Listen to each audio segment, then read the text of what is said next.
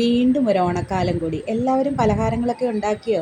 ഇന്ന് നമുക്ക് ഒരു മധുരമുള്ള റെസിപ്പി ആയാലോ? അരിയുണ്ടയാണ് ഞാൻ ഉണ്ടാക്കാൻ പോകുന്നത്. ഓണക്കാലത്ത് എല്ലാവരും ഒത്തുകൂടുമ്പോൾ കുറേ മധുര പലഹാരങ്ങളൊക്കെ ഉണ്ടാക്കാറുണ്ടല്ലോ. മധുരം ഉള്ളതും ഇല്ലാത്തതുമായ ഒരുപാട് പലഹാരങ്ങൾ ഉണ്ടാക്കാറുണ്ടല്ലോ. അതിൽ പ്രധാനപ്പെട്ട ഒന്നാണ് അരിയുണ്ട. ഞാനിവിടെ ചെയ്യുന്നതേ നമ്മൾ ചോറ് വെക്കാനെടുക്കുന്ന അരിയില്ലേ, വെളുത്ത അരിയാണ് ഞാൻ എടുത്തത്.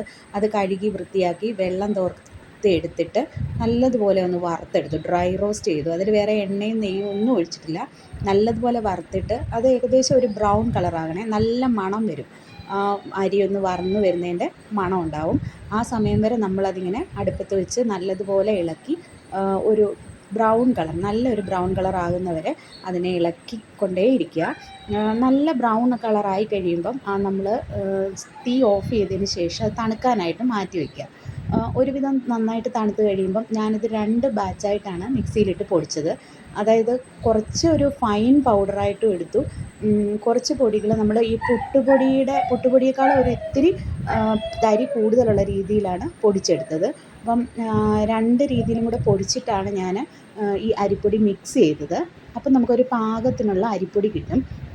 ഈ അരിപ്പൊടിയിൽ നിന്ന് കുറച്ച് ഞാനെടുത്ത് മാറ്റി വെച്ചു, വേറൊരു പാത്രത്തിലേക്ക് മാറ്റി വെച്ചു. അത് ലാസ്റ്റ് നമുക്ക് അരിയുണ്ട റെഡിയാക്കുമ്പോഴേക്കും അതിലിട്ടൊന്ന് ഇളക്കി വേണം എടുക്കാനായിട്ട്. അരി നല്ലതുപോലെ ഫ്രൈ ചെയ്ത് പൊടിച്ച് മാറ്റി വെച്ചതിന് ശേഷം നമ്മുടെ ഇതിനകത്ത് ഞാൻ കുറച്ച് ചുക്കും ഏലക്കായും പിന്നീട് ജീരകവും കൂടെ ഒന്ന് ഡ്രൈ റോസ്റ്റ് ചെയ്ത് പൊടിച്ച് ചേർക്കുന്നുണ്ട്. അത് ഞാനൊന്ന് ഡ്രൈ റോസ്റ്റ് ചെയ്ത് മിക്സിയിൽ പൊടിച്ച് മാറ്റി വെച്ചു. പിന്നെ ഞാൻ ഏകദേശം ഒരു 1/4 കിലോ ശർക്കരയാണ് എടുത്തത്. അരി ഏകദേശം ഒരു 1/4 കിലോ ഉണ്ട് കേട്ടോ. അപ്പോൾ ശർക്കര അതേ അളവിൽ തന്നെ എടുത്തിട്ട് അത് നമ്മളൊരു പാനിൽ കുറച്ച് വെള്ളവും ചേർത്ത് തിളപ്പിക്കാനായിട്ട് വെച്ചു. തിളച്ച് വന്നപ്പോഴേക്കും അത് നന്നായിട്ട് അരിച്ച് വേറൊരു പാത്രത്തിലേക്ക് മാറ്റണം. അതിലെ അഴുക്കെല്ലാം മാറ്റി കളഞ്ഞതിന് ശേഷം വേണം നമ്മളത് പാനിയാക്കാനായിട്ട്. ശർക്കര പാനി ആയിട്ട് നമ്മൾ ശർക്കര വരട്ടി ഉണ്ടാക്കുന്ന അത്രയും കൺസിസ്റ്റൻസിയിൽ പോകണ്ട. പിന്നെ ഞാൻ കുറച്ച് തേങ്ങ എടുത്ത് നന്നായിട്ട് മിക്സിയിലിട്ട് പൊടിച്ചിട്ട് അതാണ് അതിൻ്റെ വെള്ളം വറ്റുന്നവരെ ഒന്ന് ആക്കിയതേ ഉള്ളൂ. അതങ്ങ് ഒരുപാട് മൂപ്പിക്കുകയൊന്നും വേണ്ട, കളറൊന്നും മാറണ്ട. ജസ്റ്റ് അതിൻ്റെ വെള്ളം വറ്റിക്കഴിഞ്ഞ് അതും മാറ്റി വെച്ചു.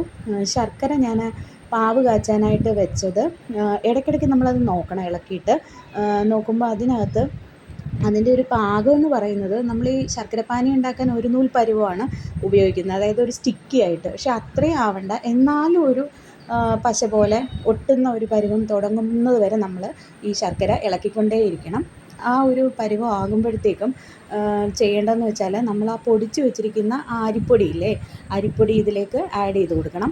ഞാനത് കുറേശ്ശെ ഇട്ടിട്ട് ഇളക്കി അങ്ങനെയാണ് അതൊന്ന് മിക്സാക്കി എടുത്തത്. അതിലേക്ക് നമ്മൾ ആ വറുത്ത് വെച്ചിരുന്ന തേങ്ങായും പിന്നെ ആ പൊടിച്ച് വെച്ചിരുന്ന ഇഞ്ചി, ചുക്ക്, നമ്മുടെ ഏലക്ക, ജീരകം, ഈ പൊടിയും കൂടി അതിനകത്ത് ചേർത്തിട്ടുണ്ടായിരുന്നു. അതിനുശേഷം അത് ഇളക്കിയിട്ട് ചെറുതായിട്ടൊന്ന് ചൂട് കുറഞ്ഞപ്പോഴത്തേക്കും കയ്യിൽ തന്നെ വെച്ചത് ഉരുട്ടി എടുത്തു. ഒരുപാടൊന്ന് തണുക്കാനായിട്ട് നിൽക്കാൻ പറ്റില്ല, കാരണം അത് കട്ടിയായി പോകും ആ പൊടി.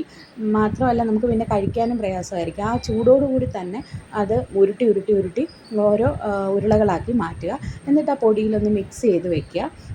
അതിനുശേഷം ഞാനെല്ലാം ഒന്ന് അങ്ങനെ തന്നെ ചെയ്തെടുത്തതിന് ശേഷം അരിയുണ്ട ഒരു പാത്രത്തിലേക്ക് മാറ്റി. ഇങ്ങനെ നമുക്ക് അരിയുണ്ട തയ്യാറാക്കാം.